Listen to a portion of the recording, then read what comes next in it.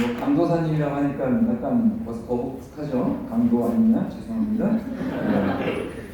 저는 이렇게 너무 소개를 거창하게 해주셨어요. 우리 이재명 목사님이 저를 존경한다고 하는데 제가 누군가한테 존경받는 사람은 아니고 보시면 아시겠지만 저와 여러분들은 동일하게 하나님 편에서 동일하게 하나님 사랑을 받는 사람들입니다. 어떤 사역의 위치에 따라, 직분에 따라, 그 신앙의 연조에 따라서 하나님은 다르게 보지 않으세요. 목사라고 해서, 죄송해요. 예, 강도사라고 해서, 전도사라고 해서, 또는 청년이라고 해서, 성도라고 해서 하나님이 주신 그 은혜의 구원이 차등을 두거나 다른 부분으로 그렇게 분리되지 않다는 겁니다. 예, 아무튼 오늘 말씀 한번 볼게요. 이사야 43장입니다. 43장 21절 말씀인데요. 구약 성경 1020페이지 혹시라도 어플이 있거나 성경 있으시면 찾아주시고 무슨 뭐 화면에도 준비되지 않았을까요? 네, 없으면 괜찮습니다. 자, 43장 21절 한 절 말씀만 우리가 같이 한번 합독해 보겠습니다. 함께 한번 읽어보도록 하겠습니다. 이사야 43장 21절의 말씀입니다. 43장 21절의 말씀 찾으셨다고 믿고 함께 한 목소리로 합독해 보겠습니다. 시작. 이 백성은 내가 나를 위하여 지었나니 나를 찬송하게 하려 합니다. 아멘. 잠깐 말씀 나누기는 기도하겠습니다. 주 하나님 감사합니다. 주가 마땅한 이 주에는 하나님 말씀 맡은 자로 부르시고 세우셔서 하나님의 도매한 그 진리를 귀한 하나님의 사람들, 청년들에게 나눌 수 있게 하시니 감사합니다. 무엇보다 하나님 들을 수 있는 귀를 우리에게 허락하여 주시고 전하는 자의 입술에 성령님께서 함께하여 주셔서 사람의 어떠함이 드러남이 아니라 하나님의 은혜와 진리만이 마음껏 비추임 바 되는 은혜의 시간 되게 하여 주옵소서. 예수 그리스도의 이름으로 기도합니다. 아멘. 일단 저는 강도가 아닙니다. 그러니까 너무 제 마음에 그 거부감 안 가지셨으면 좋겠고요. 먼저 좀 아이패드를 좀 꺼낼게요. 뭐 별건 없지만 아이패드 프로를 산 지 얼마 안 돼서 자랑하려고 하고 있습니다. 부럽죠? 그럼 사역자 화면 좀 꼭 하나씩 피워야 됩니다. 머리가 막혀서 못 해요. 그래서 보고 해야 됩니다. 자, 특강으로 불러주셨어요. 우리를 특강으로, 그죠? 저를 특강으로 불러주셨습니다. 특강이라고 하면 되게 뭔가 특별한 강의를 해드려야 될 것 같은데 사실 제 안에서는 뭔가 여러분들에게 어떤 지적인 어떤 특별한 걸 나눌 수 있을 만한 그런 미션이 아닙니다. 여러분들 대부분 아마 제가 알기로는 처음에 대학생인 분들이 많은 것 같아요. 뒤에서 쭉 보니까 제가 저희 교회에서 담당하고 있는 청년부도 1부와 2부가 나눠져 있는데 1부가 20살부터 26살까지 청년들, 그리고 2부가 27살부터 39살까지 청년들, 이렇게 해서 아쉽게도 40이 넘으면 청년 인정이 안 됩니다. 그래서 제가 이제 청년 1부, 여러분도 어떻게 보면 여러분들 또래들을 담당하고 있는 지도자로서 제가 사역을 하고 있습니다. 제가 지금 섬기고 있는 교회에서 사역을 시작한 지는 이제 올해로 횟수로 3년차 됐습니다. 2020년도 8월에 처음 부임을 했습니다. 2020년도 8월이면은 어떻게 보면 코로나가 가장 힘들 때였어요. 진짜 막 그 거리두기라는 게 막 처음 생겼고, 그리고 모이는 걸 집합금지 명령이 막 생겼고, 그러니까 어느 누구도 경험해보지 못했던 나라를 경험함으로써 교회들도 대처 방안을 찾을 수 없었던 정말 가장 힘든 때에 하나님의 은혜로 제가 지금 섬기고 있는 성도교회에 사역을 하게 됐습니다. 그런데 제가 교회를 와서 제가 처음에는 고등부 우리 청소년을 이제 담당을 시작을 했거든요. 지금 저 뒤에 같이 오신 분이 계신데 저분은 이제 중등부 담당입니다. 제가 청소년 디렉터 같이 하고 있기 때문에 파트너이기 때문에 제가 오늘 은혜 자리에 함께 가자고 제가 좀 쫄랐습니다. 운전하는 게 좋을까 봐 말도 못 하고 죄송합니다. 어쨌든 왔는데 대부분 저희 교회가 전통교회예요. 전통교회라고 하면 일단 기본적으로 50년이 넘은 교회예요. 60년이 넘었습니다. 올해로 75주년 되는 교회예요. 적어도 최소 3대가 이 같은 교회 다니고 있는 교회예요. 3대, 할아버지, 부모님, 그리고 본인. 그럼 대부분 다 뭘 얘기를 할 수 있냐? 우리 아이들이 모태신앙이라는 거예요. 여기 좀 질문, 혹시 나는 태어났을 때 모태신앙이라고 손 한번 들어보시면. 교회도 많네요. 예. 모태신앙이에요. 모태신앙이란 그 신앙의 뿌리가 있는 건 너무 감사하고 감사하고 또 감사할 일입니다. 여러분 감사해야 돼요. 앞으로 이제 보겠지만 저는 모태신앙이 아니기 때문에 어릴 적부터 어머니와 아버님의 어떤 그 신앙을 계승받아서 신앙이 세워져 간다는 게 얼마나 큰 하나님의 은혜인 줄 몰라요. 저희들도 마찬가지였습니다. 우리 아이들을 이렇게 봤는데 처음 부임한 첫 설교하는 날 제가 도망가고 싶었어요. 왜냐? 약간 그런 거 있잖아요. 넌 또 왜 왔냐? 약간 그런 느낌. 그러니까 상처가 엄청 많아요. 일단은 코로나라는 상황 자체가 일단 상처의 기본 근본의 배경이 있어요. 왜냐하면 함께 그 고등부 시절에는 수련회 가서 막 절기에 따라 수련회 가서 막 같이 뛰놀고 찬양하고 밤새고 울며 막 회개하면서 막 그런 경험들 필요하잖아요. 정말 중요한. 근데 그게 일단 못했고, 그리고 이후에 공과 공부나 성경 공부를 할 수 있는, 영성 훈련을 할 수 있는 그런 교제 시간이 없었고, 더군다나 제가 오기 바로 직전에 저희 고등부 안에는 또 사역자의 어떤 부조리함 때문에 상처로 인해서 이전의 고등부 자체가 쫓겨난 상황이었어요. 그러니까 그 아픔이 우리 아이들에게 그대로 간 거죠. 저는 배경을 알고 있었는데 아니다니까 딱 처음 설교를 딱 아이를 두고 했는데 너무 막 도망가고 싶었어요. 그냥 탁 갇혀있는 거죠. 뭐 단지 이 친구들이 마음을 회복시켜줘야겠다, 뭔가 하나님 은혜에서 위로가 됐으면 좋겠다라는 마음이 있었지만 더 안타까운 사실은 이렇게 진짜 쉽지 않은 자리를 주일에 나왔는데 이 친구들이 당장이라도 도망가고 싶을 거 아니에요. 교회 나오기 싫었을 거야, 솔직히 말해서. 코로나라는 상황도 싫고, 더군다나 교회가 상처도 받았고, 다양한 어떤 문제 이슈가 교회 안에서 일어나고 있는데 얼마나 오기 싫겠습니까, 솔직히. 근데 앉아 있는 거죠, 주일. 왜냐하면 어렸을 때부터 태어나 보니까 주일에는 자동적으로 교회를 가야 되는 날인 거고, 그리고 밥 먹을 때는 자동적으로 이렇게, 물론 요즘에 이제 식당 가면 식사 기도하기 불편한 상황이 됐지만 어쨌든 식사할 때는 늘 기도하는 걸 배웠고, 그리고 어쨌든 교회라는 그 공동체가 자기 인생에서 원하든 원치 않든 교회에 와야 되는 상황들, 그런 것들이 몸에 익숙해져 버리니까 그날도 진짜 이 상황이 너무 싫은데 어쩔 수 없이 앉아있는 거죠. 왜냐하면 교회 안 오면 찝찝하잖아요. 평생 해왔던 건데 하나님 살아계신 건 알겠는데 그것을 교회 안에서 내가 예배로 드려야 되는데 그날 한 주 예배를 안 드리면 이 아이들도 알거든요. 한 주가 찝찝하다는 거. 해왔던 걸 안 하니까. 네, 그래서 좀 약간 제가 컨셉을 바꿨습니다. 이 아이들에게 위로가 필요하고 회복이 필요하지만 그 무엇보다 더 중요한 건 이 친구들이, 너희들이 왜 교회에 나와서 이 황금 같은 시간, 이 소중한 시간에 솔직히 밖에 나가면 할 게 너무 많잖아요. 핸드폰 하나면 24시간이 모자르잖아요, 사실. 그런데 이 주일, 이 오전 저희 교회 10시, 그 주일학교 예배 10시에 시작하거든요. 막 일산에서 수원에서 와요. 그럼 몇 시부터 일어나야 돼요, 애들이? 한 8시, 7시엔 일어나야 돼요. 그 애들이 그날 토요일인데 곱게 잤겠습니까? 당연히 새벽까지 스마트폰하고 게임하고 롤하고 막 이것저것 하다가 왔겠죠.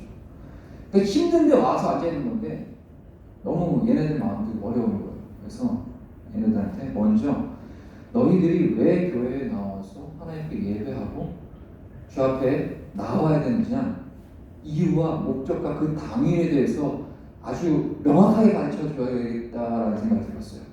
오늘도 어쩌면 여기 계신 우리 청년들 뒤에서 찬양 인도하시면서 뒤에 찬양하는 모습 보면서 너무 감사했죠.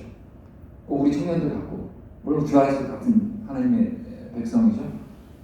너무 감사했는데 행여라도 이곳 가운데 계시는 분들 중에서도 내가 아직도 하나님 앞에서 선 우리 나의 신앙, 그리고 이 교회 생활, 공동체 생활함에 있어서 정말 확실한 근거와 목적과 이유를 발견하지 못하고 그저 친구들이 어릴 적부터 자란 곳이니까, 친구들이 있으니까 라는 다른 부수적인 이유 때문에 이곳에 앉아서 이 수련회 가운데 이 시간을 할애하고 계신 분이 있다면 짧은 시간이지만 적어도 이 부족한 종의 이 메시지를 통해서 조금 생각이 좀 바뀌셨으면 좋겠다는 마음을 가지고 준비했어요. 사실 말씀을 하나하나 요목조목 설교를 강해하듯이 막 이렇게 찝어주고 싶어요. 저는 그걸 더 좋아해요. 근데 저보다 전문가가 저기 계십니다. 여러분 이재명 목사님 오신 지 얼마 안 됐죠?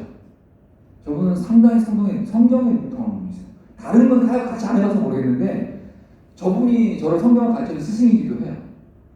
그러니까 여러분 정말 사역자 원래 이런 거 앞에서 이런 얘기 하면 안 되는데 정말 성경만큼은 정말 다른 건 모르겠지만 성경만큼 여러분께 바르게 가르쳐 줄 수 있어요.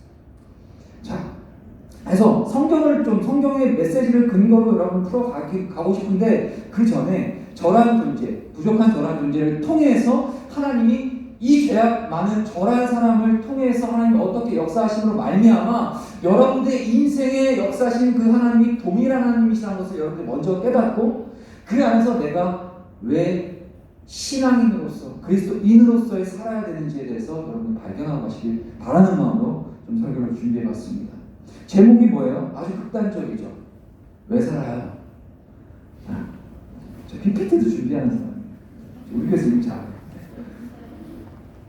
안 넘어가요? 이거 옆에 있어. 저 이래봬도 어려워 다툰데 안 보이네? 자, 이거 일단 말씀입니다. 이 백성은 나를 위하여 지었나니 나를 찬송하게 하느니라. 다음 거. 자, 제목이 왜 살아요? 왜 살아요? 왜 살아요? 자, 혹시 이게 동영상인데 한 번만 볼게요. 소리 좀 켜주세요.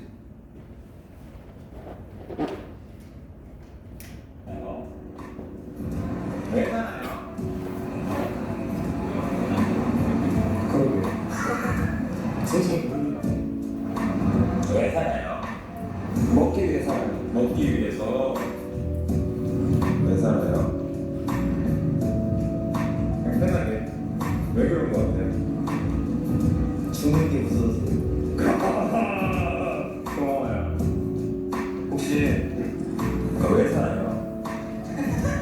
먹고 살면 먹고 사는 네. 왜 사시죠? 왜 사냐고요? 그거 보려고? 오늘 들었던 저는 대답 중에 가장 즐겁네요. 다른 분들 들으시면 안 되니까 혹시 왜 살아요?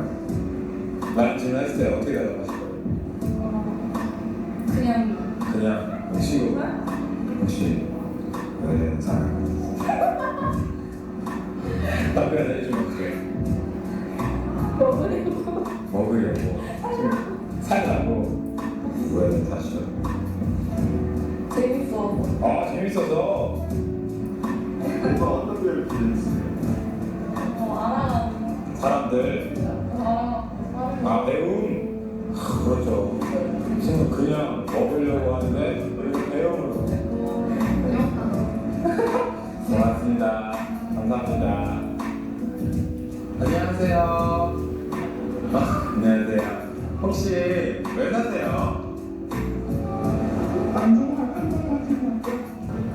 왜 사냐고요?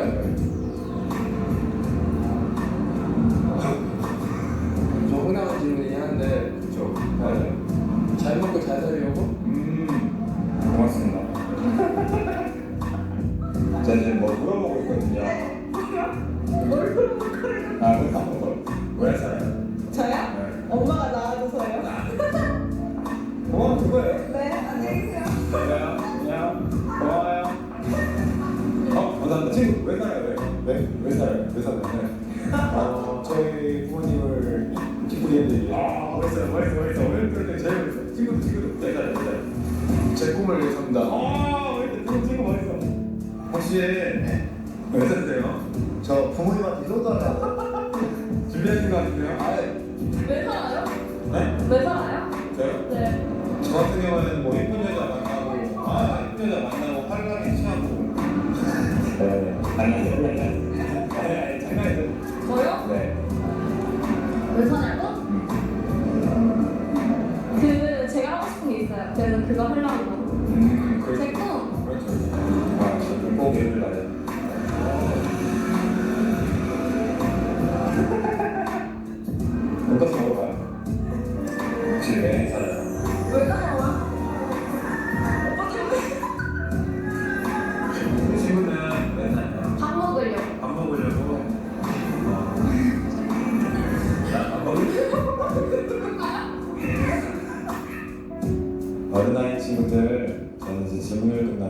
집에 도착했습니다. 보통의 오늘 친구들이 먹고 살려고 그냥 산다고 하네요. 여러분들은 예. 뭐 넘겨도 될 것 같습니다. 여러분들이 만약에 길 가다가 이런 질문을 누군가 했습니다. 제가 하고 싶은 얘기들을 이분이 하셨어요. 여러분들 어떻게 대답하실 수 있나요? 여러 가지 대답들이 나왔던 것 같아요. 사실 이 질문 자체에 대한 대답을 한 번도 생각해 본 적 없는 청년들이 많을 거고, 한번 생각을 해봐도 결국에는 뭐 먹고 살라고, 잘 살라고, 뭐 호화롭게 살라고, 이 정도의 뭐 기준이지 않을까 싶어요. 자, 그렇다면 여러분들, 저와 여러분들 왜 살고 있을까요? 어떻게 보면은 우리 뭐 소크라테스, 플라톤, 아리스토텔레스 이런 철학적 그리스의 유명한 헬라 철학자들이 이런 기본적인 이 질문에 대한 해답을 발견하지 못하고 갔죠. 나는 누구인가? 어디로 왔고 어디로 가는가? 어디서 왔고? 이런 근본적인 질문들 앞에서 해답을 발견하지 못하고 결국에는 그 평생을 그것 씨름하다가 가는 분들이 그런 분들이죠. 근데 그리스도인은 다르거든요. 그리스도인, 저와 여러분들 성도는 하나님이 우리를 왜 존재하게 하셨고 우리를 태어나게 하셨고 우리를 이 땅에 살아가게 하신 거에 대한 명확한 이유와 목적이 있어요. 자, 지금 보면 한 10년 전쯤인 것 같아요. 좀 오래된 기사인데 죄송해요. 이게 정보를 좀 업데이트해야 되는데 어쩔 수 없습니다. 나이 먹으면 옛날 것도 좋아하셔요. 자, 영국의 한 기사가 났습니다. 이 기사의 제목을 보면은 대충 제가 영어는 잘 해석 못해요. 페이스북 친구 한 1082명, 뭐 페이스북 1812명이다 하면은 지금은 별로 많지 않아요. 근데 한 10년 전쯤에는 그 SNS에 친구들이 1000명이 넘는다 하면은 굉장히 많은 팔로워가 있는 거예요. 네? 저도 SNS 지금 합니다. 여러분들. SNS를 팔로워를 늘린다는 것은 굉장한 고도의 작업이 필요해요. 그냥 가만히 있는다고 되는 게 아니라 나도 그만큼 찾아가서 서로 좋아요도 눌러주고 마파를 신청하고 이런 고도의 작업 속에서 팔로워가 늘어나죠. 근데 이분이 이 기사에 나온 이 자매가 팔로워가 많은 거예요. 근데 하루는 이 친구의 피드에다가 뭐라고 썼냐? 내가 가진 모든 알약을 난 지금 다 털어먹었다. 곧 나는 안 보이는데 죽을 것이다. 모두들 안녕. 자기 피드에다가 나 지금 약 다 털어먹었으니까 나 이제 곧 죽을 거야. 그러니까 너네들 안녕. 이렇게 남긴 거예요. 근데 어떻게 됐을까요? 이 기사가 왜 났을까요? 결국엔 이제 안 보이는데 그 많은 페이스북 친구들 중에서 이 피드를 보고 그녀의 자살을 막은 친구는 단 한 명도 없었다. 이게 바로 기사의 제목이에요. 자, SNS가 등장한 이후 그 미국 10대 소녀들의 자살률이요 70에서 150%까지 상승했다고 해요. 그 이유가 뭔지 생각을 해보니까 이 좋아요이 대표되는 이 SNS 주요 기능이 그 답이 있다고 해요. 태어날 때부터 스마트폰이 존재하던 Z세대, 여러분도 Z세대 있죠? 여기. MZ세대라고 하잖아요. 이 Z세대는 다른 세대에 비해서 이 온라인상의 평판 훨씬 더 민감하게 반응할 수밖에 없는 세대죠.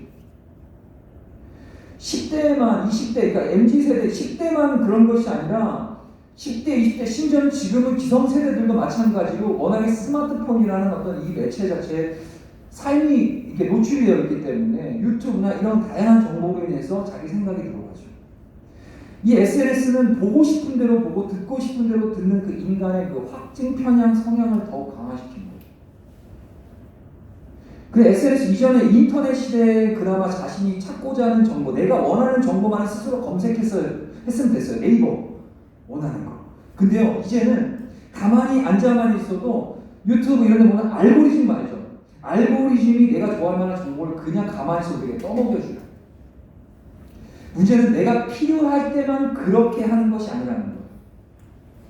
세상의 모든 정보를 다 그렇게 알고리즘이 알려준 대로만 우리는 받아들이고 있어요. 구글에서요, 기후변화에 관련해서 검색을 하면은 그 사람이 어느 지역에서 접속했는지에 대한 부분에 따라서 다른 추천 검색어나 결과가 나온다고 해요. 그 이유가 뭐냐? 그 지역적인 정치적 성향이나 여러 가지 성경적 배경에 따라서 그 검색을 하는 그 사람이 원하는 그 답이 다르다는 거예요. 우리는 입맛에 맞는 정보만 제공받은 소리가 아는 것이 이게 세상의 전부라고 여기게 되는 가능성이 생긴다는 거예요. 내가 아는 것, 내가 들은 것, 내가 본 것이 그것이 전부고 그것이 진리고 그것이 정답이라고 여겨질 수밖에 없는 그런 사회 구조와 배경 속에 우리 살아가고 있다는 거예요. 자, 이게 왜 어려운 얘기를 하냐, 복잡한 얘기를 하냐, 간단합니다. 이 기사에 나왔던 이 자매가 좋아요 수를 그렇게 받으려고 SNS를 열심히 다했는데 그들이 다 그 1082명이라는 친구들이 실제 자신의 존재를 증명하고 자신의 가치를 증명해주는 친구라고 여겼겠죠. 그런데 정작 자기 삶은 외로운 거예요. 그러니까 피드에다가 나 지금 죽을 거야. 우울증이 생겼겠죠? 나 지금 약 털어 먹었으니까 안녕. 이 말은 또 뭘까요? 반대예요. 나 좀 살려주죠. 나 좀 내게 좀 관심 좀 가져주고 지금 이 시간 내게 누가 한 사람이라도 연락을 해주려. 살고자 하는 어떤 그런 몸부림이라고 저는 그렇게 읽고 싶어요. 근데 아니나 다를까 단 한 사람도 그녀의 죽음을 막은 사람이 없었던 거죠. 그녀에게 있어서 그녀가 살아야 될 이유와 가치와 그 존재의 목적은 어떻게 보면 그 SNS에 담겨져 있었던 팔로워들이었을 겁니다. 왜냐하면 그 팔로워 숫자가 자신의 SNS 피드, 페이스북에 늘어나는 그 팔로워 숫자가 자신의 존재 가치를 증명해 준다고 그랬을 겁니다. 여러분들에게 질문 드릴게요. 여러분들에게 여러분들의 존재 가치를 증명해 주는 것이 있다면 그것이 무엇인가요? 다시 한번 근본적인 질문 다시 들어볼까요? 그렇다면 여러분들 왜 살고 있습니까?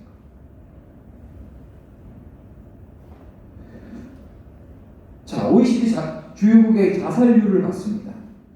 2021년도 한국의 자살률이 경제협력개발기 OECD죠. 회원국 1위를 기록했습니다. 이거 이상할 것도 없어요. 지금 10년 이상을 OECD 국가 중에서 자살률 1위가 바로 우리 대한민국이거든요. 전체 자살 사망자 수는 소폭 줄었지만 중요한 건 10대와 20대 자살률이 매우 크게 늘어났다는 부분을 더 볼 수 있어요. 연령 표준화 자살률을 보면 한국이 23.5명으로 보통 OECD 국가 38개국의 평균 수치가 10.9명이거든요. 근데 우리나라의 평균 자살률 수치가 23.5명이에요. 2배가 넘는다는 거예요. 이게 여러분 그저 다른 사람 얘기가 아니에요. 어쩌면 저와 여러분들 우리들의 얘기일 수 있다. 자, 이게 부담스러운 얘기를 왜 하냐? 다시 한번 내가 왜 존재하고 왜 살아야 되는지 하는 부분들을 다시 한번 점검하기 위해서 조금은 여러분들에게 경각심을 주기 위해서 먼저 이 서두에 이렇게 꺼내봤습니다. 자, 그렇다면 저라는 사람을 한번 얘기를 드려봐야 될 것 같아요. 제 나이는 12살이에요. 죄송합니다. 벌써부터 거짓말부터 하고 시작하네. 네, 12살. 저 어디 가면 저 나이 물어보면 12살이라고 소개합니다. 그럼 벌써부터 저는 얘기를 안 해요, 사람들이. 왜 12살일 것 같아요? 제가 왜 이렇게 소개를 할 것 같습니까? 신앙의 나이로. 신앙의 나이. 어쩌면 여러분들보다 어려요. 여러분들은 대부분 친구들이 모태신앙, 태어났을 때부터 예수 믿었어요. 근데 저는 달라요. 저는 28살, 8살에서 9살 이렇게 넘어갈 때쯤 그때 예수님을 인격적으로 만났어요. 그때 성도가 됐고 그때 그리스도인이 됐습니다. 그렇다면 여러분들 나이 때 이전에는 어떤 삶을 살았냐?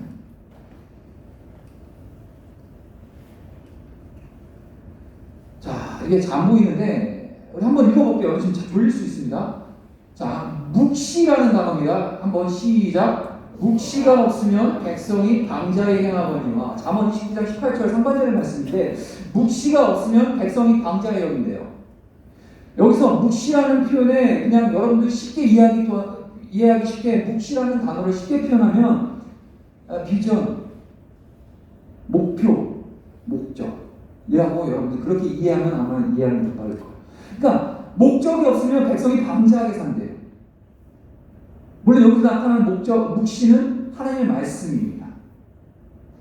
하나님이 백성으로서의 그 가치를 명확하게 알지 못하면 그 백성은 하나님의 뜻대로 살아가는 것이 아니라 방자하게 된다는 거예요. 제가 엄청 방자했거든요. 어떻게 방자했냐? 보이나요? 네, 제 모자이크 이게 우리 초등학교 친구들인데 이때가 중학교 한 2학년 때쯤인 것 같아요. 이게 술병이죠? 요즘 잘 차보면은 진로이즈 백 하기 전에 오리지널 진로 그 시절입니다. 예, 크게 없네요. 잘하는 거야. 그냥 방자죠. 방자했어요. 이게 노란 머리, 이게 저예요. 예, 이 마스크를 제가 쓰고 있어서 잘생긴 얼굴 보여줄 수 없는데, 자 넘어갈게요. 자 이때가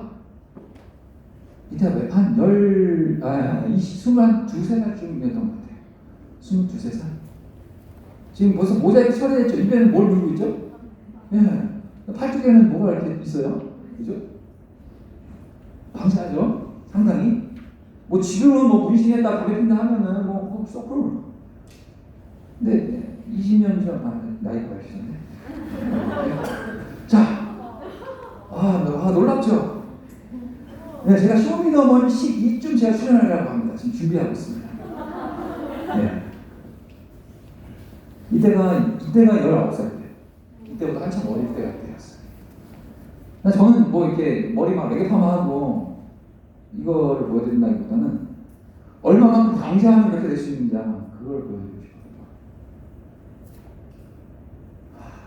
좀 그치한데 빽인데 칙칙한데 벌써 눈빛이나 이런 거 보면은 좀 많이 방자합니다. 대충 사진으로 표현드렸습니다. 제가 어떤 삶을 살았는지. 이런 사람이 여러분들 앞에서 지금 하나님의 말씀과 메시지를 전가하고 있다는 것에서 어쩌면 여러분들이 상당히 불편할 수 있습니다. 하지만 하나님께서 방자에 묵시가 없은 백성이 방자했는데 어느까지 방자했는지 일단 사진을 여러분에게 소개시켜 드렸고, 저는 예수님을 저희 어머니 목사님이시거든요. 저는 목사님, 저희 어머니 목사님이에요. 어린 시절부터 어머니께서 교회에서 전도를 사역하셨어요. 신앙이 뭔지를 알아요. 근데 어머니는 어머니 신앙을 지키세요. 저는 제 삶을 살겠습니다. 저는 국민학교 3학년, 지금 국민학교, 서학교 말고 국민학교, 지금 초등학교죠. 저 때는 국민학교였습니다. 3학년 몇 살이죠? 10살이죠? 10살. 맞나요? 10살. 저는 국민학교 3학년 때부터, 초등학교 3학년 때부터 학교를 안 갔어요. 상상할 수 없죠. 학교를 안 가고 집에다가 이제 도시락을 싸주시면 다녀오겠습니다 하고 나와서 버스를 타고 종점까지 왔다 갔다 하교 시간까지 계속 왔다 갔다 했어요. 그냥 학교를 가는 게 싫었어요. 왜 가야 되는지는 당의 이유를 몰랐어요. 그 어린 나이에 그랬어요. 그러니까 사회 불만이 많은 거예요. 그냥 시키면 하면 되는데 가라고 하면 가면 되는데 그게 너무 싫었던 것 같아요. 그렇다고 해서 학교 안 가서 뭐 되게 재밌게 놀았으면 괜찮은데 그것도 아니야. 그냥 버스 타고 종점을 왔다 갔다 계속. 그럼 창문을 이렇게 바라보면서 나는 누군가 이런 생각 엄청 했던 것 같아요. 그렇게 10대를 보냈고 중학교 뭐 두말할 것도 없이 마일드했죠. 그리고 고등학교 때는 보는 바와 같이 학교도 그만두고 하고 싶은 걸 하면서 살았죠. 이런 괴팍한 성격을 우리 어머니도 아셨고 우리 아버지도 아셨기 때문에 말린다고 될 그게 아니었거든요. 그래서 학교를 이제 고등학교를 들어가서 그만둔다고 했을 때 어머니가 그 얌전히 아무 얘기 없이 그래 그럼 너 하고 싶은 대로 해라 하고 그만뒀습니다. 그 학교를 그만둔다고 해서 좀 뭔가 크리에이티브하고 창조적인 삶을 살았을까요?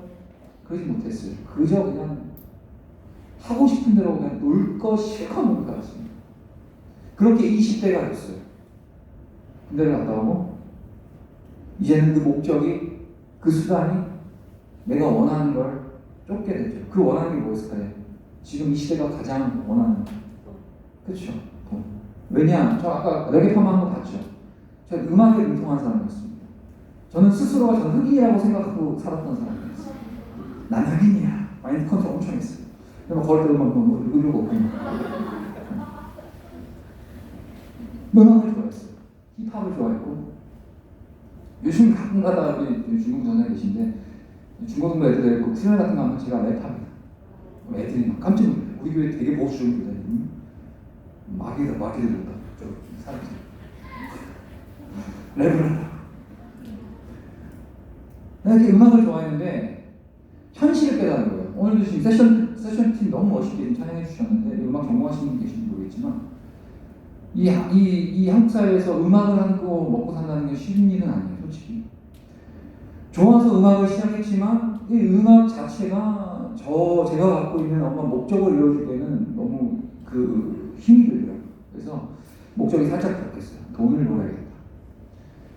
돈을 벌어서 내가 그만큼 경제적인 부를 만들어 놓고 그때 내가 하고 싶은 걸 하자. 돈을 벌기 위해서 수단과 방법을 가리지 않고 열심히 힘을 다해 살았습니다. 그렇다면 제가 합법적이고 괜찮고 아주 남들에게 존경받을 만한 일들을 하면서 제가 돈을 벌을 수 있었을까요? 아니요. 좀 창피한 얘기지만 과장 조금 섞어서 사람 죽이는 일 빼고 다 해봤다라고까지도 얘기를 할 정도였습니다.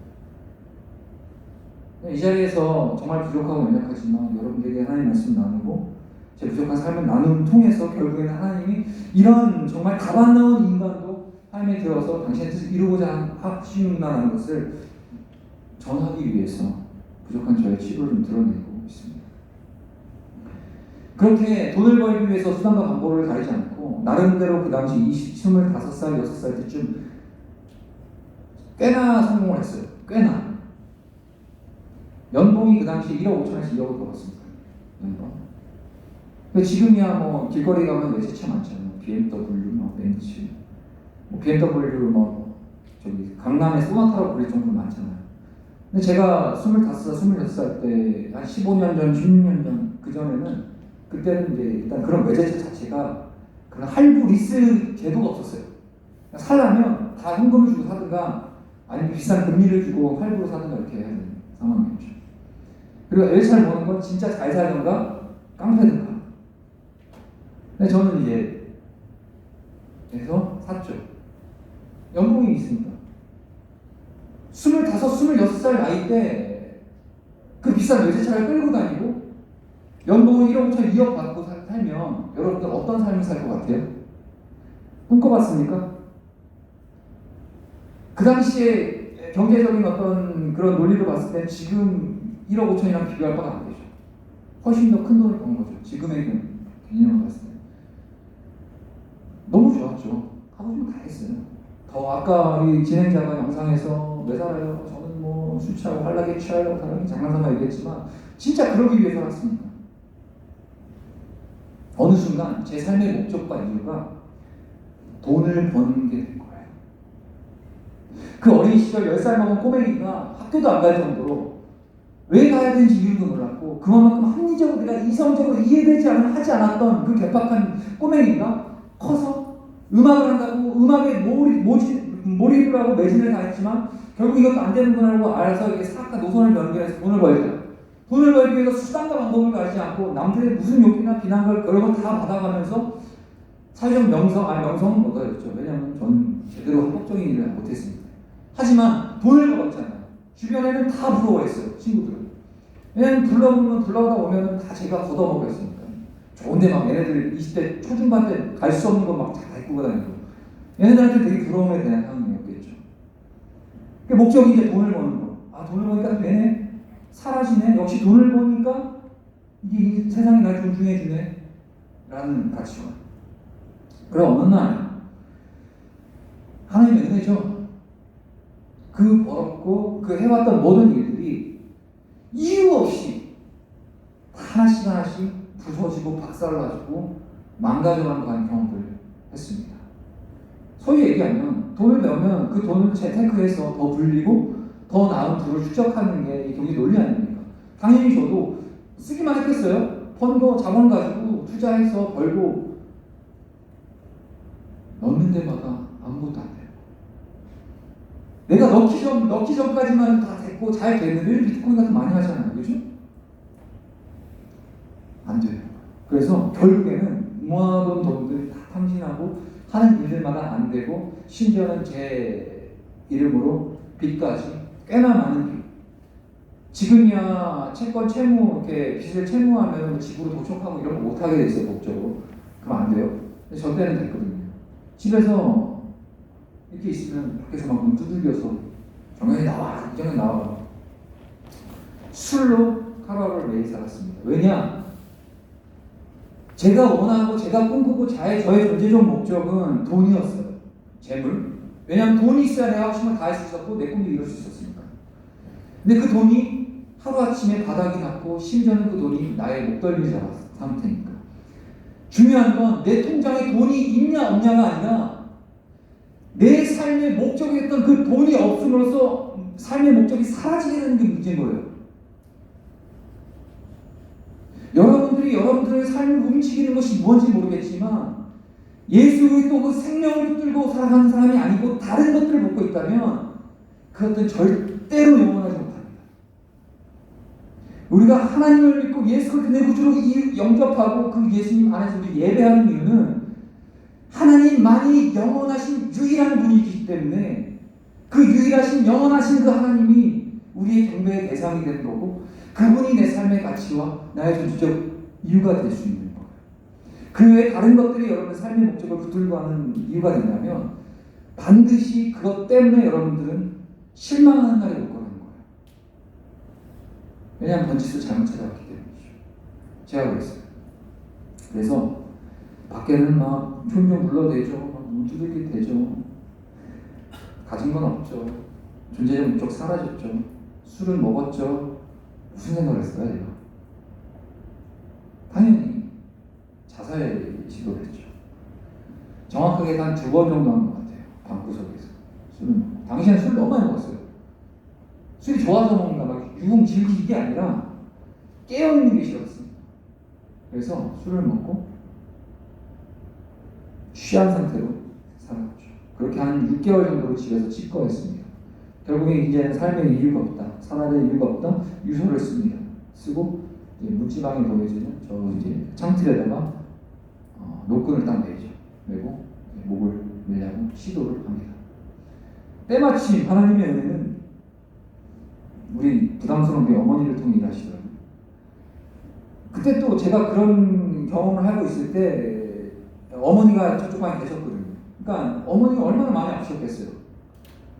저희 집이 막 그렇게 나이스하게 잘 살거나 이렇게 저를 경제적으로 도와주시는 성편이 아니었기 때문에 얘가 이렇게 고통받고 저렇게 술을 찌르라 하는 것도 그렇다고 얘를 뭐 잡아서 맨다고 해서 될 애도 아니고 성격상. 그러니까 어머니는 너무 힘들어하셨던 것 같아요. 근데 제 방에서는 그 음침한 기운을 사망의 음침한 골짜기를 어머니는 쉽게 들어오실 수 있는 용기가 없으셨던 분인 것 같아요. 그래서 생전 제 방을 이렇게 들어오신 분이 아니신데 그날도 술을 잔뜩 먹고 유서를 쓰고 딱 목을 딱 내려고 하는 그 순간 유서를 딱 남기고 그 순간 어머니가 빼꼼 문을 열더니 뭐하니? 그러니까 어머니가 살짝 진짜 한 0.5초 눈을 딱 마주친 것 같아요. 어머니가 약간 힘세가 이상한 것 같아요. 그리고 조용히 딱 나가시더라고요. 그때 정신 차렸어요. 그때 이건 아니구나 하고 딱 이제 생각을 고쳐 먹었죠. 그리고 나서 정확히 2달 있다 똑같은 상황이 또 벌어집니다. 왜냐면 상황은 해결 안 되니까요.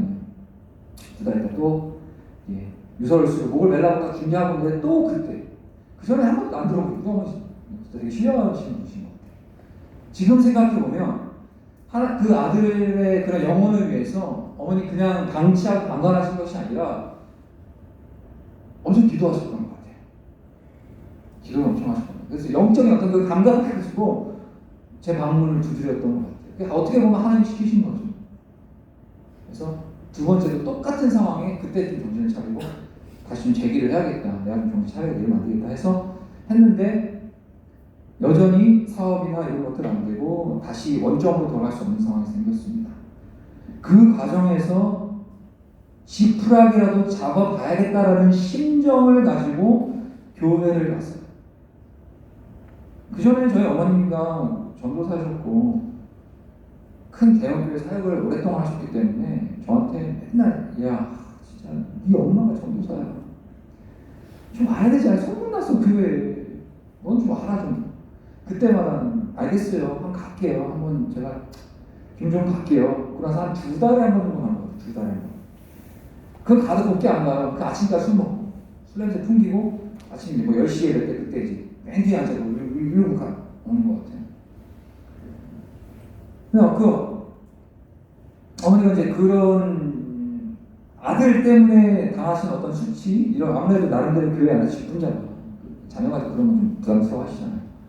근데 어머니가 늘 그때마다 하셨던 게 있어요. 너 지금은 그렇게 살아도 언젠간 나중에는 너 목회자가 될 거야. 저 그럴 때마다 어머니한테 무슨 얘기 드렸냐? 어머니 진짜 제가 진심으로 다해서 얘기 드리는데요. 차라리 공룡이 살아있다고 말씀하시는 게 훨씬 더 신빙성이 있습니다. 말이 안 되는 거예요. 진짜 이게 쓰레기 이런 쓰레기가 없는데 제가 봐도 제 존재가 왜 제가 자살을 하려고 했을 것 같아요? 단순히 이 세상은 막 더러워, 막 이 세상은 진짜 삶에 이유가 없어, 삶은 그게 아니라 제 존재가 부정이 됐던 거예요. 제 스스로가 저런 존재가 너는 있어서는 안 돼. 이 세상에 그러니까 사회 앞 같은 존재야. 자기 부인을 엄청 했거든요. 근데 그런 나를 어머니께서 하시는 말씀이 너 그러다 목회자 돼. 너 언젠가 목회자 돼. 그때마다 진짜 웃었죠. 진짜 웃었죠. 그래서 하나님의 은혜는 어머니의 그런 서원을 들으셨습니다. 그 우여곡절 끝에 제가 교회를 갔어요. 진짜 지푸라기라도 잡는 심정으로. 여러분들 지금 오늘 이 자리에 어떻게 계신지 모르겠어요.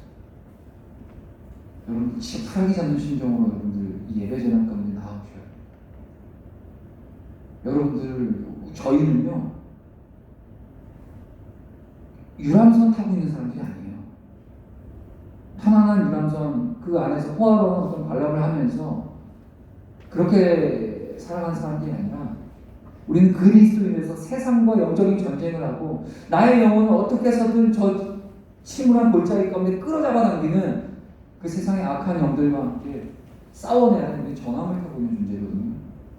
지푸라기를 잡는 심정으로 교회를 갔는데 그 지푸라기가 아니라 진작에 잡았어야 될 생명줄이었다는 거. 그제서야 알았죠.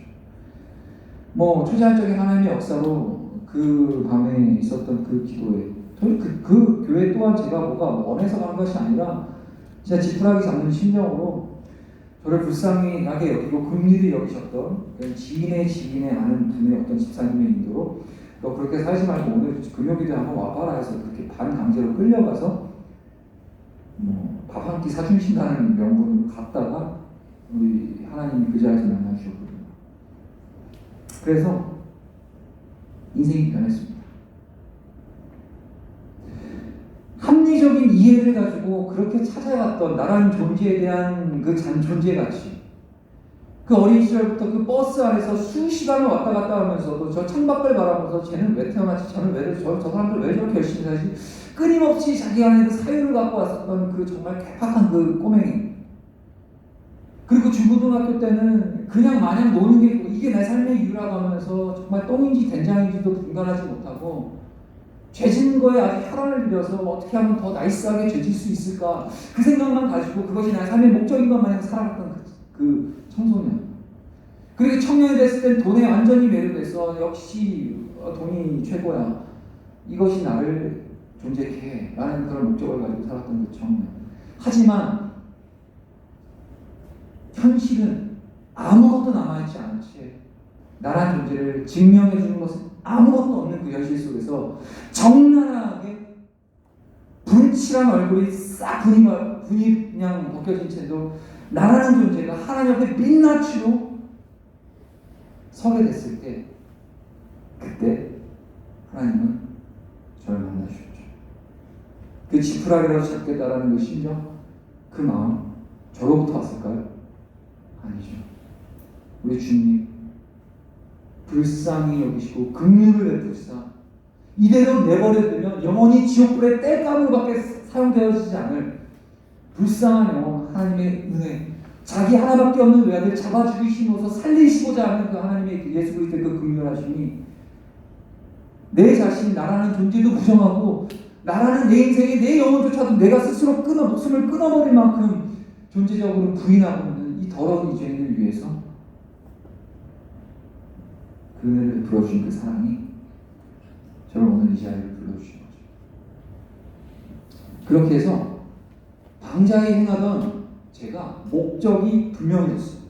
살아야 될 이유가 분명해졌습니다. 자, 이 부분은 얘기를 좀 드리고 싶어요. 아마 여러분들에게도 분명히 좋은 인사이트가 될 것 같아요. 여러분들 신앙생활하고 청년부 생활하고 어렸을 때부터 주일학교를 통해서 계속 신앙생활하면 나름대로 신앙의 그런 어떤 스탠다드가 뭔지 알 겁니다. 그죠? 이 정도는 해줘야지 신앙인이지. 기준이 있잖아요. 찬양팀, 뭐 리더, 셀 리더 또는 어디 뭐 봉사, 사역 정도는 해야.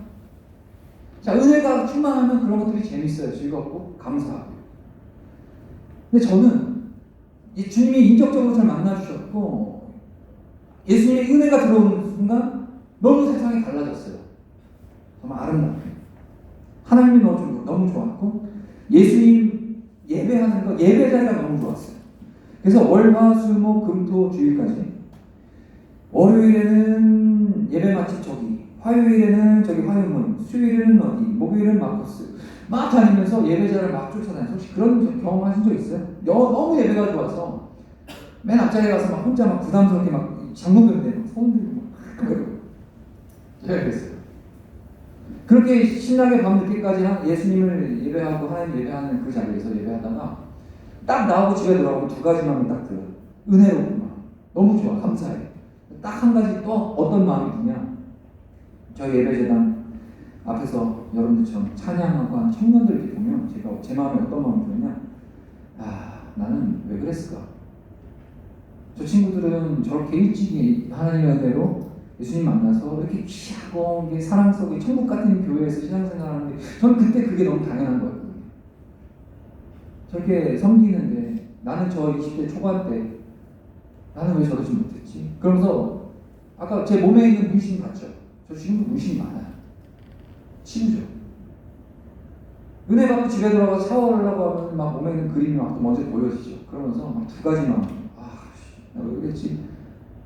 너무 은혜로 나를 구해주는 거 알겠는데 그 은혜가 너무 커서 그런 건지 모르겠는데 그냥 제 과거가 막 계속 부정하고 싶은 거예요. 너무 싫은 거예요. 그렇게 과거에 하나님을 거절하고 죄인으로 살았던 그걸 너무 잘하니까 그 두 마음이 계속 제 마음 가운데 싸우는 거예요. 너무 힘들었어요. 어쩌면 여러분들에게도 지금 있을 수 있는 마음이에요. 교회에서의 삶과 세상 가운데 나갔을 때 삶이 여러분들이 분리가 돼서 이건 아닌데 그 신앙을 갖고 있는 그 스탠다드 그 기준, 여러분들이 딱 매기고 있는 그 기준이 여러분들에게 그 신앙을 딱 매겨버리는 그 여러분들만의 기준이 있을 수 있어요. 하나님께서는 괴로워하는 제게 어떤 은혜를 주셨냐? 이 퍼즐 뭐지? 퍼즐. 여러분들 퍼즐을 해보셨어요? 퍼즐? 1000피스짜리, 1000피스짜리 정도 퍼즐 하면 그 퍼즐의 그 배경을 어떤 걸 줄까요? 뭐 펭수 이런 거 줄까요? 뽀로로 이런 거 그려놓을까요? 아니죠. 1000피스 해보면 얼마만큼 그 1000피스를 맞추는 거에 대해서 굉장한 시간과 굉장한 에너지와 굉장한 우리의 그런 집중력이 필요하잖아요. 그죠? 그걸 다 맞춰놓으면 걸어놔요. 여러분 집에 뭐 1000피스 해놓은 분들 계신지는 모르겠네요. 우리 때는 그런 거 많이 있거든요. 걸어놔야 되니까 대부분 명작을 부르죠. 미켈란젤로의 작품, 다빈치, 여러 가지 명작들. 퍼즐을 맞춰보면 999개를 맞췄어요. 막 수시간이 걸리고 수일이 걸리고 수개월이 걸려서 힘들게 맞췄습니다. 그 완성작을 기대하면서 맞췄어요. 그런데 마지막 이제 990개가 맞춰졌고 마지막 한 가지가 이제 맞춰주면 돼요. 그러면 완성이 되는 거야. 이걸 딱 완성해 놓고 이제 멋지게 객자에 걸어서 붙여놓은 다음에 감상하고 막 감상하고 있으면 되는 거예요. 하나를 찾아요. 그 나머지 하나를 찾았습니다. 없어요. 이 매트를 들어가도 없고 의자 밑에 들어가도 없고 없는 거예요. 자, 여러분 1000피스짜리 그 퍼즐 마스터피스 그 작품을 그려내는 그 1000피스짜리 퍼즐이 990개가 있고 그 중간에 하나가 빠져 있다고 하면 그것은 과연 정말 그 본연의 의미인 명작으로 기억될 수 있는 그 남는 그 작품이 될까요? 아니면 무용지물만 쓰레기가 될까요? 뭐 물론 하나 정도는 없어도 되라고 이렇게 대충 이렇게 사람 오지랖 좋게 할 수는 있겠지만 저는 하나도 없으면 하나마저 없어버리면 그건 완성작이 아니라고 생각합니다. 그걸 어디다 붙여놔요? 창피하게. 근데 저희 하나님 주신 은혜가 그거였던 것 같아요. 제가 그렇게 부정하고 부인하고 씻어버리고 싶은 그 옛적의 그 과거의 그 삶, 당장이라도 가능하다면 다 찢어서 불태워버리고 싶은, 부정하고 싶은 그 삶, 그게 그 순간순간조차도 하나님은 지금 이 순간 저와 여러분들 가운데 하나님을 예배하는 예배 자리로 세워주시기 위한 하나님의 은혜의 이 현장을 나를 하나님이 허락해 주시기 위한 하나님의 마스터피스, 그 완성된 한 부분이었다는 사실을 알게 됩니다. 부정하고 싶었던 그 모든 순간들이 지금의 하나님의 말씀을 증거하고 하나님의 은혜를 함께 나누기 위해 나누는 사역자로, 이정현이라는 사역자로 세워가기 위한 과정에 하나님이 계획해 주신 퍼즐자와 일하는 은혜를 주시더라고요. 여러분들에게 도전을 드리는 겁니다. 여러분들의 지금의 삶 또는 여러분들이 갖고 있는 어떤 신앙의 기준, 어떤 것든지 간에 여러분들 스스로 여러분들을 평가하지 마세요. 다만 우리가 할 건 하나님을 진실하게 찾아가고 그냥 분칠한 퍼블릭 페이스 말고 죄 많은 답이 안 나오는 예수 그리스도가 없으면 하나님 없으면 안 되는 죄 많은 그 존재적 죄 있는 내 모습 그대로 하나님께 나아가는 거예요. 그리고 하나님께 겸손히 내 자신을 올려드리는 거죠. 그러면 주님이 당신의 뜻대로 우리의 삶을 당신의 방법대로 하나님 나라를 위해서 이루어가시는 거예요. 너무 극단적인 인생의 삶을 제가 여러분에게 짧게 나눴지만 이런 부족한 자를 통해서도 하나님이 이루어가세요. 물론 죄에 대해서 여러분들 그것에 대해서 여러분들에게 조장하는 거 아니에요. 명확하게 얘기할게요. 저도 이후에 예수님을 영접했고 은혜 안에서 예수 그리스도를 믿는 믿음의 삶을 살아가는 과정에서도 여전히 이 과거에 지었던 죄악의 어떤 잔여물들 때문에 거기에 대한 부분들이 저를 힘들게 하는 부분이 아직도 있습니다. 예를 들면 못을 박잖아요. 나무에다 못을 박아요. 못을 빼냈습니다. 못을 빼내는 건 뭐 어렵지 않아요. 근데 문제는 뭐죠? 못을 박았던 흔적은 남아있는 거예요. 그래서 죄를 자랑할 것이 아니라 우리가 집중해야 될 것은 내 안에 어떤 그런 죄성, 죄악된 본성 앞에 집중하고 지금의 삶에 망가지고 무너져가는 모습들 가운데 그것을 가지고 어떻게든 버리고 실험하는 것에 집중할 것이 아니라 빛 대신 하나님 앞에 우리 집중하면 돼요. 그 모든 것들을 다스리고 주시는 가장 완전하게 하나님의 뜻으로 이뤄가시는 하나님께 우리는 집중하라는 거예요. 자꾸 우리 본質을 잘못 찾아요. 스스로 해결하려고 하고 스스로 어떻게 해서든 내가 기억하고 내가 만들어내고 내가 디자인한 신앙이라는 어떤 그런 기준을 가지고 난 이렇게 살아야 돼. 자꾸 내 의지를 가지고 이렇게 만들어 가려고 하는 거 있어요. 죄송한 얘기지만 인간은 답이 없어요. 우리 스스로는. 그렇기 때문에 하나님 앞에 나아가야 되고 그렇기 때문에 하나님을 찾는 게 우리 그리스도인들이야. 자, 어쨌든 하나님의 은혜로 인생이 변하게 됩니다. 아프리카 케냐입니다. 선교를 가게 됩니다. 왜냐하면 인생에 있어서 인생에 있어서 내가 내 스스로 목숨을 끊으려고 작정하고 그런 시도까지 한 상황, 이제는 더 이상 아까운 게 없는 거예요. 왜냐 하나님 살려주셨잖아요. 제 인생과 제 삶은 제게 아닌 거예요. 하나님 앞에 드리는 거예요. 그냥 주님 쓰십시오. 우리 하나님 얼마나 제가 부담스러우셨냐면은 워낙에나 저도 이제 약간 갈 바 없는 이렇게 그냥 집진만 하는 스타일이다 보니까 너무 은혜가 들어왔어요. 너무 감사했죠. 너무 뜨거우니까 하나님 지금 제가요 지금 단 한 사람이라도 저 영혼 구원 해서 복음 전하다 전 죽고 싶어요. 이상하게 자살 기도가 다른 방향으로 되더라고요. 그래서 저기 이슬람 극단 지역 아무도 안 가려고 선교지 제가 할게요. 그래서 막 패킹을 막 합니다. 했어요 진짜. 패킹을 하고 진짜 이슬람 극단 막 IS 막 이런 데 있잖아요. 탈레반 이런 데 내전 있는데 이런 데 가려고 했어요. 우리 하나님은 저희 그런 부담스러운 부분들을 어떻게 아셨는지 정의를 딱딱 지켜주시는데 신학교를 보내시더라고요. 우리 어머니가 평생에 저를 서원한 서원 기도가 있었거든요. 저희 어머니가 사역자를 주신 목사님이라고 했잖아요. 저희 어머니도 어렸을 때부터 모태신앙을 하셨습니다. 제가 기억나는 건 한 5살 때쯤에 저희 어머니 손 붙들고 한국 대한민국의 절이란 절을 다 다녔던 기억이 있어요. 어머니도 누군가의 전도를 통해서 영접했고 그 안에서 인생을 나바쳐서 하나님 앞에서 주의 종을 살았거든요. 그때마다 어머니는 이제 계속해서 은혜가 그 한월산 기도원 아니면 강남 기도원 옛날에 기도원 많았거든요. 지금 기도원 잘 안 가죠. 기도원 가서 우리 주님 그 은혜가 너무 뜨거우시니까 우리 어머니가 주님 감사합니다. 주님 한 3박 4일 계속 기도하시면서 주께 제가 드릴 건 없고 우리 아들 가져가세요. 제가 드릴 건 없고 사무엘상 보면 한나에게 한나 우리 어머니가 한나의 은혜를 엄청 받으셔가지고 한나 코스프레를 해가지고 그냥 아들을 드린 거죠. 그래서 근데 저희 어머니가 감사한 건 본인이 서원한 그 서원의 그 기도를 믿고 믿음으로 기도를 계속 하셨던 거예요. 제 인생 중. 그렇기 때문에 저는 그때까지만 너무 싫었어요. 저희 어머니가. 왜냐? 집안에는 나는 신경 안 쓰고 나는 밖에서 맨날 사고 치고 다니는데 신경을 안 쓰고 맨날 교회 가서 막 교회만 보시는 거예요. 난 그게 너무 싫었어요. 돌이켜보니까 어머니가 하나님을 향해 드렸던 그 소원에 대한 기도할 제목들을 아셨고 그걸 믿고 인간의 어떤 마음, 방법으로는 저란 존재를 다스릴 수가 없으니까 하나님께 계속 기도하셨던 거죠.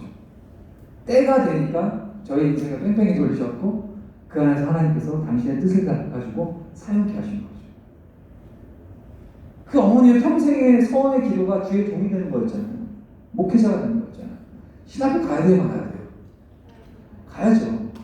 근데 재밌는 건 어머니가 가난해서 한 게 아니라 제가 너무 좋았어요. 하나님을 사랑하게 되고 하나님을 너무 사랑하고 나를 살려주시고 그 예수님의 은혜가 들어오니까 그 하나님이 어떤 분이시고 하나님이 어떤 생각을 하고 계시냐 하나님이 누구신지 너무 궁금해지는 거예요. 여러분 사랑해보셨나요? 여러분 진짜 사랑하고 계신 분 계시나요? 지금 연애하고 계신 분들? 정말 여러분들 찐 사랑을 하고 계시면 그 사람이 무슨 걸 좋아하고 뭘 싫어하고 무슨 걸 부담스러워하는지 누가 가르쳐서 하는 게 아니라 그냥 본능적으로 거의 따라가게 됐습니다. 그죠? 그게 사랑인 거예요. 그게 아니라 내 기준으로 너는 날 사랑해줘야 돼. 그거는 진짜 이기적인 거죠. 사랑하면 그의 말씀을 지킨다고 요한복음에 말씀하시거든요. 그러니까 우리가 우선순위가 달라요. 자꾸 성경만 배독하고 천독하면 주님의 사랑이 거룩하게 올라 내려오는 것 같은 약간 그런 느낌. 아니에요. 하나님의 사랑 앞에 내가 그분을 알고 싶기에 말씀이 꿀송이처럼 달게 되는 거예요. 근데 그 하나님을 사랑하는 그 마음과 그 믿음은 우리 안에서 자생적으로 형성될 수 있는 것이 아니라 하나님의 선물이라는 거예요. 이해가 되세요? 저는 여러분들에게 말씀을 보고 하나님의 은혜를 구하고 하나님의 사랑 앞에 붙들리고 싶다면 가장 먼저 여러분들이 해야 될 것은 하나님 앞에 여러분의 자신을 민낯들고 나아가서 하나님께 구하는 거예요. 그 사랑이 그 하나님의 은혜 가운데 부어졌을 때 그 하나님의 충만한 사랑에 끌려서 이 성경 한 글자 한 글자가 남의 얘기, 당시에 수천 년 전에 이스라엘 사람들의 얘기가 아니라 나와 하나님과의 얘기로 들어오는 거예요. 저도 주님의 은혜가 들어오니까 하나님을 알고 싶게 해줬고 예수님 궁금해졌죠. 그러니까 신학을 들어가게 된 거예요. 신학을 계속 하면서 깊이 있는 하나님 이런 분이구나 알게 되었죠. 그러다가 이제 단기 성교 갑니다. 케냐입니다. 우리 한번 기지개 한번 볼까요? 한번, 예. 자, 왜냐면 케냐 가야 되기 때문에. 자, 케냐입니다. 예. 케냐를 가게 됐어요. 이게 정확하게 2012년도였던 것 같아요. 예수님 영접하고 제가 그때 신학교를 막 다니면서 신학교 1, 2학년 때쯤이었던 것 같아요. 그때 청년부 저기서 그 분당에 있는 큰 대형교회 청년부 생활을 제가 했거든요. 그 안에서 이제 단기 선교라고 케냐를 간대요. 성령님의 은능적인 인도하심에 따라서 케냐 신청서 아무것도 없는데 돈도 없는데 아무것도 없는데 성령의 인도하심 받아서 이렇게 신청서를 쓰고 있더라고요. 썼어요. 준비를 하고 갔습니다. 뭐 여러분들 아시는 바와 같이 케냐는요 못 살아요. 그때 당시에는 우물 파주려고 간 거거든요. 우물이 없으니까 지역 전쟁들이 일어나요. 마을 전쟁들이. 왜냐하면 강을 하나 두고 이곳 마을 사람들, 이곳 마을 주민들, 저곳 마을 사람들이 강 하나를 두고 그 강을 확보하기 위해서 전쟁을 해요. 그 많은 사람들 생기고. 그리고 케냐는 이런 광경을 흔히 볼 수 있어요. 물론 케냐 도시도 있습니다. 근데 제가 간 이런 마을들 집중해서 제가 갔다 왔거든요. 여인이 물동이를 허리에 차고 이렇게 가는 길이죠. 이게 지금이야 가는 길이야 쉽게 이렇게 허리에 차고 가지만 올 때는 다 이고 와야 돼요. 수십 킬로를 걸어서 그 강가를 가서 물을 길러야 돼요.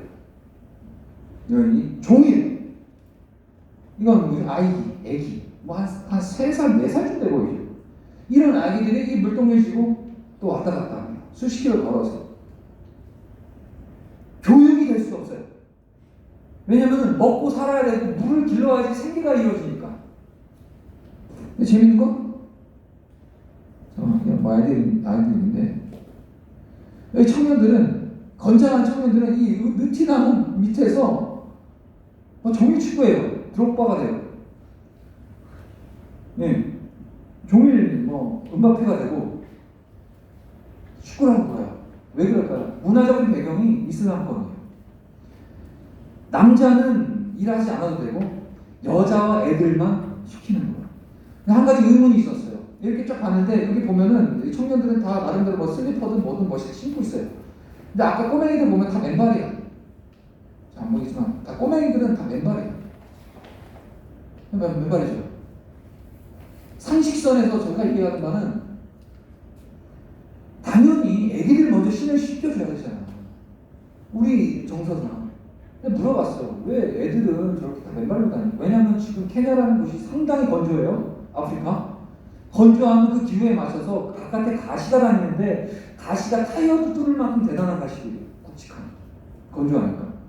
근데 그런 바닥을 막 여기저기 소똥 막 있고 거기에 막 애들이 막 노는 거예요. 애들이 맨발이에요. 신발 하나 신지 않았어요. 물어봤어요. 청년들한테. 애들은 왜 이렇게 신발 니네들 신고 애들은 왜 신발을 하나 안 주고 그냥 간단합니다. 쟤네들 언제 죽을지 모른다. 쟤네들이 언제 죽을지 모르기 때문에 우리도 신을 거 없는데 언제 죽을지 모르는 쟤네들한테 그런 호의를 베풀 이유가 없다는 겁니다. 저희 이해 안 가잖아요. 어떻게 이해가 가고요. 근데 이들 문화, 이슬람 문화는 그래요. 왜냐? 배경이 있더라고요. 그 강을 두고 종일 어린이든 애기들이든 아낙네들이건 가서 물을 길러오고 종일 일을 해야 되는 과정에서 그 강에는 그냥 깨끗한 강도 아니고 여러 가지 위험 요소들이 많아요. 악어떼도 있고요. 뭐 하마도 있고요. 위해양. 그리고 여인들 같은 경우는 그 오고 가는 곳에서 강도들이 많아서 강간을 당하기도 하고 아이들이 언제 죽을 수 있는 얼마든지 여자와 사람들이 여기 이 지역 마을 안에 있는 거예요. 그래서 적당히 성인이 12살 정도까지 살아남으면 그제서야 이제 신을 주고 살아가는 거죠. 이런 나라를 갔죠. 근데요, 이런 나라에도, 이 케냐에도 그리스도인들이 있더라고요. 지금 잘 안 보이지만 청년들이거든요. 케냐 청년들. 여기가 어디냐? 방송실이에요. 지금 보면 믹서들 보죠. 방송실. 이 기도하는 청년들. 이게 뭐냐면 어떤 현장이냐면은 케냐에 가장 큰 나이로비 채플이라는 교회가 있어요. 우리 지금 이 주변이 얼마나 아름답고 이뻐요. 이런 교회처럼 뭐 건물로 이렇게 지어진 교회가 아니라 진짜 말 그대로 텐트, 컨테이너 텐트로 쫙 쳐져 있는데 교회예요. 거기에서 섬기는 청년들이에요. 그리고 제가 우물을 파러 갔잖아요. 제가 함께한 그 교회, 제가 있었던 그 교회와 함께하는 NGO 단체가 그 함께 협력해서 2년에 한 번씩 케냐 청년들, 그리스도인 청년들을 대상으로 컨퍼런스를 인도를 해줘요. 마련해줘요. 그게 이제 약자로 SAM, SAM 컨퍼런스. 2년에 한 번 이루어지는 그 컨퍼런스의 그 회비가 당시에 한국 돈으로 5,000원에서 만 원이 좀 안 됐던 것 같아요. 근데 제가 물어봤습니다. 청년들. 엄청 뜨거워요. 집회가. 그 케냐 전역에서 온 그 로컬 지역 청년들이 막 다 모여요. 그리스도인 청년들이. 근데 기본적으로 케냐의 그 종교적 배경이 이슬람이 대부분이거든요. 근데 이 청년들이 이 샘 컨퍼런스를 통해서 왜냐하면 각기 삶의 영역에서 그 이슬람 문화권에서 살다가 예수님을 영접했고 그 같이 예수님을 믿는 그 믿음의 동역자들이 함께 모여서 예배한다는 것이 얼마나 좋았을 겁니까? 그 컨퍼런스를 위해서 수개월 전부터 그 청년들은 돈을 모읍니다. 어떤 돈을 모을까요? 참가비를 모으죠. 우리 돈으로는 만 원이 안 돼요. 아메리카노 한두 잔 먹으면 금방 소주만. 그걸 위해서 수개월 전부터 모아요. 대부분 다 대학생들이에요. 나름 그래도 공부를 열심히 해서 대학교까지 가는 그 통학 버스를 안 타요. 차비를 아껴서 이 컨퍼런스 참가비를 내라고. 여러분들 도전 드립니다. 제가 알기로는 우리 수련도 회비가 있는 걸로 알고 있습니다. 회비 다 내셔야 돼요. 그 청년들이 그 마음을 가지고 그 2년에 한 번 컨퍼런스를 잡습니다. 뜨겁게 찬양하고 뜨겁게 하나님을 예배하고 뜨겁게 기도합니다. 저도 뜨거운 거 지지하는 사람이었거든요. 그 당시 2010년도면 진짜 만지면 들 정도. 맨날 그래서 그 가장 부담스러운 그 인간이 저였어요. 예배 때. 알잖아요. 그 교회가 한 사람씩 있어요. 부담스러워. 여러분들 이게 예배 때 앞자리에 앉으세요. 제가 왜 앞자리에 사셨는지 아세요? 뒷사람 신경 쓰고 있지 않아서. 안 보여요. 맨 앞에 앉으면 하나님만 보여요. 근데 뒤에 앉잖아요? 이 사람 뭐하는 다 보여요. 자, 그 뜨거운 열정이랑 저도 어느 정도 지지 않았는데 그 컨퍼런스 갔는데 와 엄청 다 뜨거워. 너무 막 감격이 차올라서 제가 물어봤습니다. 끝나고 청년들 붙잡고 영어 안 되지만 짧은 바디를 보지. 너 자식 오늘부터 우리가 프렌즈 막 이러면서 이름도 모르는 프렌즈 무슨 기도했냐?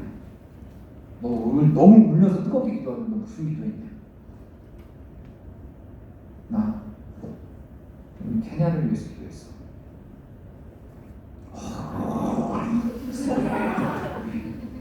저 봤어. 약간 덜 신령해 보이지만 봤어. 너 무슨 기도했어? 케냐를 위해서. 또 물어봤어요. 한 3명한테 물어봤어요. 마찬가지. 자기 민족을 왜 그런 기도를 했을까요? 어떻게 보면 여러분들에게 또 질문. 여러분들 수련할 때 얼마나 뜨겁게 기도할 텐데 어떤 기도 제목이 여러분들 인생에서 1순위인가요? 배우자, 취업, 아니면 물론 하나님께 영광, 좋은 직장을 통해서 하나님께 영광을 드리겠습니다. 나라를 위해서 기도했대요. 아는 거예요, 이 친구들이. 왜? 이 나라가 본인들의 나라와 이 본인들이 살고 있는 이 조국이 변하기 위해서는 다른 게 아니라 그리스도의 복음이 필요했다는 말이에요. 그 강가에서 그 청년들은 막 놀고 있지, 애들은 왔다 갔다, 교육은 안 되지. 이 모든 그 근간에는 하나님을 알지 못하는, 하나님이 없는, 예수 그리스도의 복음이 없는 그걸 아는 거예요. 누가 가르쳐줘서가 아니라 그리스도의 복음이 자신의 삶 가운데 들어오니까 학문적으로 지식적으로 아는 게 아니라 그리고 알아서 이해돼서가 아니라 은혜가 들어오니까 아는 거예요. 자신의 인생, 얼마든지 자신의 인생과 미래와 학업과 배우자와 취업을 위해서 얼마든지 기도할 수 있어요. 그거 나쁜 거 아니에요. 해요. 구하라고 하면 주시고 차리라고 하면 찾게 될 것이고 두드리라면 열어주신다고 하셨어요. 그런데 마태복음 6장 33절 그러지 너는 먼저 그리 나라와 의를 구하라. 그리 할 때 이 모든 것 다 너에게 영어로 덤이라고 해요. 그 표현을 다 보면 그냥 다 주시겠다고 하는 거예요. 그 영적 원리를 아는 거죠. 하나님의 나라를 구하는 거죠. 도전을 많이 받고 여기 이제 마사이족이 이게 저예요. 네, 아이들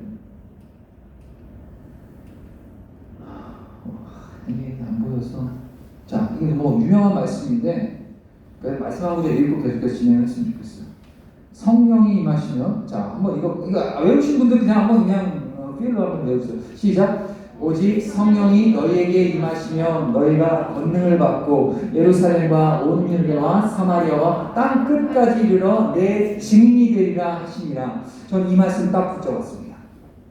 케냐에서 그 청년들을 만났고 그 안에서 주님 주시는 그 수많은 많은 은혜들 경험을 통해서 제게 주시는 말씀이 있었는데 바로 이 말씀 사도행전 1장 8절. 그런데 여러분들 이거는 단연 저 한 사람의 주시는 말씀이 아니라 성도 그리스도인들 모두에게 주신 말씀. 간단히 얘기해요. 너희는 가서 모든 민족을 제자로 아버지 아들과 성령의 세례를 내가 너에게 분반 모든 것 같이 지키게 하라. 볼지어다 내가 세상 끝날까지 너희 항상 함께하리라 라고 하시는 예수님의 명령. 즉 제자 되는데 그 제자가 뭘 가르치냐? 예수님의 증인이라는 거예요. 자 여러분들이 증인이 되어야 되는 거예요. 누구의 증인? 그리스도의 증인이 되라는 거예요. 증인이 뭔가요? 법정적 용어거든요. 증인은 그저 대충 들은 얘기를 내뱉는 사람이 아니에요. 그 범죄 현장에 내가 있었거나 그 상황들, 그 또 범인을 내가 알거나 진짜 직면해서 알았을 때 그것을 법정에서 내가 증언하는 겁니다. 증인으로서 그 알지 못하는 걸 제대로 확인한 바 아니면 내가 경험하지 못한 걸 얘기하면 그건 위증이 되는 거예요. 우리 예수님 저와 여러분들이 제자된 증인, 그리스도를 증거하는 증인이라고 하거든요. 예수 그리스도를 여러분들 증명하셨나요? 예수님이 어떤 분이신지 여러분 정확히 알고 계시나요? 우리가 증인돼야 돼요.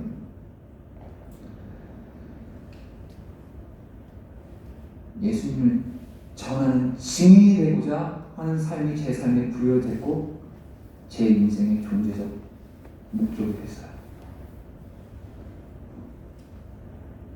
누가 그려준 건데 멋있어서 갖다 썼습니다. 비전이 생깁니다. 저에게 이 부분. 자, 저희가 6시까지죠? 오케이, 마무리 좀 할게요. 비전이 생겼습니다. 아까 그 케냐 그 캘리만자로 한복판에서 모든 사역이 마치고 하나님 앞에 예배하고 기도하는 그때 그 아침에 하나님께 비전을 주셨는데 어떤 비전을 주셨냐? 버스입니다. 버스, 트럭이에요. 트럭. 윙탑이에요. 윙탑. 이렇게 쭉 열리는 거. 화물 싣는 거. 그 하나는 이게 뭐 그냥 버스. 자, 윙탑과 버스. 이 버스에는 우리 동역자들이 함께 탑니다. 그리고 이 버스 안에는 시스템들을 갖춰요. 어떤 시스템? 무대 시스템. 이런 예를 들면 이런 무대 시스템 또는 그러니까 무대 시스템 그리고 복음을 전하는 거예요. 물론 제게 주신 하나님의 비전은 이 대한민국에서 저 버스로 육로로 북한을 넘어 중국, 대만권, 유럽 그리고 우대양 육대주 다녀서 주의 복음을 증거하라는 비전을 주셨거든요. 제 궁극적인 비전은 그겁니다. 여러분들이 공유하는 겁니다. 혹시라도 여러분 기도하시다가 나도 그런 비전을 받았다면 저한테 연락하세요. 저 버스 같이 타요. 네. 자, 어쨌든 그런 비전을 주셨는데 그때부터 저는 가만히 있을 수가 없었어요. 어쨌든 제가 존재하는 목적은 이전엔 돈이었고 이전엔 제 명성이었고 이전엔 다른 것일지 모르겠어도 적어도 그리스도께서 나를 살려주신 이상 이제부터는 정확해졌습니다. 예수 그리스도의 증인이 되는 것. 그래서 갑니다. 어디로 나가요? 거리로 나갑니다. 이 대구 대백백화점 앞입니다. 버스킹합니다. 일단 얘 뒤에 있는 친구들 다 우리 팀들인데 이 친구들이 다 제가 가르쳤던 청소년들, 다 비행 청소년들이에요. 자, 어떻게 우리 주님은 저의 삶을 아시고 애들을 데리고 모아주시는데 애들도 다 어떤 애들을 모아주시냐? 그 동네에서 배달로 네트워킹 돼 있는 애들이잖아. 이런 애들만 이제 모아주셔가지고 얘네들한테 뭐 전도사님 뭐 이런 개념 없어요. 그냥 형님이에요, 동네 형님. 자기네 마음 알아주고 자기네 어느 정도 이해해주는 형님. 그럼 얘네들 이제 앉혀놓고 저희 교회는 이제 이전에 있었던 교회는 작은 개척교회였거든요. 개척교회 앉혀놓고 이제 라면 끓여주고 하면 라면 끓이다 보면 애들 20명 앉아있고 막 그래요. 왜냐면 무리수성이 있기 때문에. 그런 애들 와서 이제 데리고 다른 거 안 했어. 그냥 같이 그냥 예배할 때 예배하고 놀고 같이 먹고 이렇게 생활하다 보니까 이렇게 이제 복음의 현장에 애들 데리고 나가는 거야. 얘네들 너 랩 좋아하지? 네 인생 가사 써봐. 그럼 막 하나님이 나를 만져주셨고 뭐 어쩌고 저쩌고 되게 홀리하게 쓰더라고. 자식아 거짓말하지 마. 어쨌든 고백이잖아. 그걸 가지고 막 랩을 하는 거야. 거리에서. 아닙니다. 여기 이태원 힐튼 호텔 옆에 해밀턴 호텔 옆에 이태원 버스킹. 이때는 진주 차 없는 거리라고 나는 진주. 여기는 한옥마을 전주. 여기는 대전역. 여기 대전 거기 한복판. 복음을 증거하기 위해서 다닙니다. 왜냐? 명확해졌거든요. 제 삶의 이유와 목적이 명확해졌거든요. 다닙니다. 그리고 지금은 여러분들 저는 계속 북한 선교 사역을 하고 있습니다.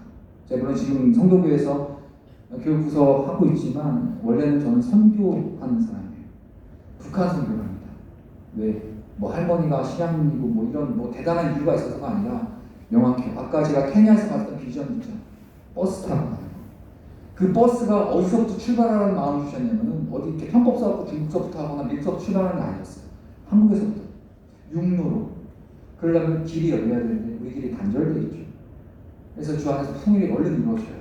그 목적이 너무 명확하기 때문에 저는 지금 당장 할 수 있는 건 일단 얼른 주 안에서 그리스도 예수 안에서 통일되는 걸 저에게서는 사명으로 제가 받은 거죠. 그래서 북한선 관련해서 계속 사역을 하고 있고 저는 반드시 있습니다. 언젠가 됩니다. 왜냐? 뭐 정치적인 상황이 어떻고 뭐 주정가 이런 거 다 몰라요. 저는 하나님 제게 주셨기 때문에 비전을 주셨기 때문에 그 비전을 반드시 주신 분이 이루시기 때문에 저는 그거 믿고 가는 거예요. 그리고 저 분명 땅에 있는 형제들을 위해서 사역하면서 나아갑니다. 앞으로 가는 거죠. 그러니까 아까 보여준 그 버스에 수많은 동역자들이 탈 겁니다.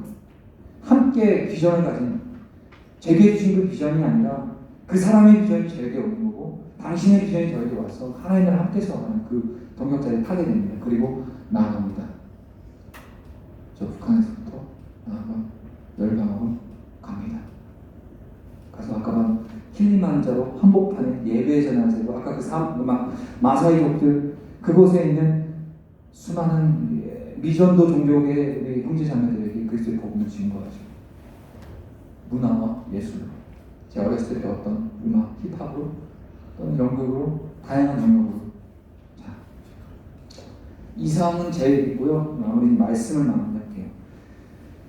여러분들에게 있어서 하나님이 여러분들을 존재케 하신 이유와 목적을 발견하는 게 우선입니다. 이따가 저녁에도 아마 여러분들이 오늘 저녁 집회할 겁니다. 오늘 여러분들에게 어떤 부흥에 인도하기 위해서 온 것이 아니에요. 적어도 단 한 가지만 이 특강 시간에 여러분들 발견하셨으면 좋겠어요.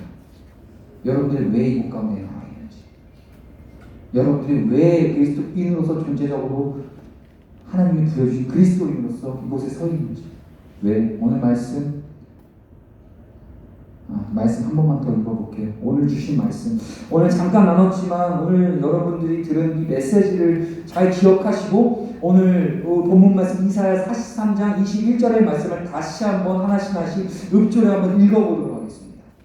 함께 읽게요. 시작. 이 백성은 내가 나를 위하여 지었나니 나를 찬송하게 하려 합니다. 아멘. 이제 이해가 되세요? 그렇다면 여러분들 질문합니다. 여러분 왜 살아요? 할렐루야. 하나님을 찬송하기 위한 목적으로 우리를 존재케 하셨다. 저라는 정말 답이 안 나오는 인간도 당신이 쓰시고자 하는 당신의 영광을 스스로 받아내시기 위해서 들어서 사용하셔서 하나님의 영광스럽게 올려드리는 귀한 도구로 사용하시잖아요. 여러분들의 인생을 통해서 무엇을 비전과 목적으로 여러분 삼고 지금 학업을 하고 아니면 취업을 하고 사는지 저는 모르지만 열심히 하세요. 하시는 공부 열심히 하시고 하시는 직장에서 열심히 그리스도인답게 사세요. 찬송하려 함이니라 이 백성은 내가 나를 위하여 지어낸 나를 찬송하게 하려 합니다. 그래, 그럼 하나님을 찬송하는 목적으로 내가 있는구나, 나를 존재하고 있나. 그럼 그 찬송 어떻게 찬송을 하는데 CCF 밴드 앞장서서 저처럼 길거리 나갈 건가? 할 수 있어, 나왔어요. 하지만 궁극적으로는 우리 모두에게 주신 하나님 우리의 삶의 자리에서 하나님을 영화롭게 해드릴 만한 그리스도의 다운 삶을 통해서 하나님 영광을 받으신다는 거예요. 우리가 그리스도인인 이유는 하나님이 우리 삶을 통해서 영광을 받으시기 위해서 우리를 그리스도인으로 불러주셨다는 거. 그리고 오늘 이 수련회에 여러분들 불러주신 이유도 마찬가지입니다. 하나님이 이 수련회 이 시간을 통해서 하나님이 영화롭게 되고 하나님이 받으신 그 영광을 통해서 여러분들의 삶을 하나님 나라의 백성으로 이끌어 가시기 위해서 하나님의 은혜를 허락하시기 위해서 주셨다는 거예요.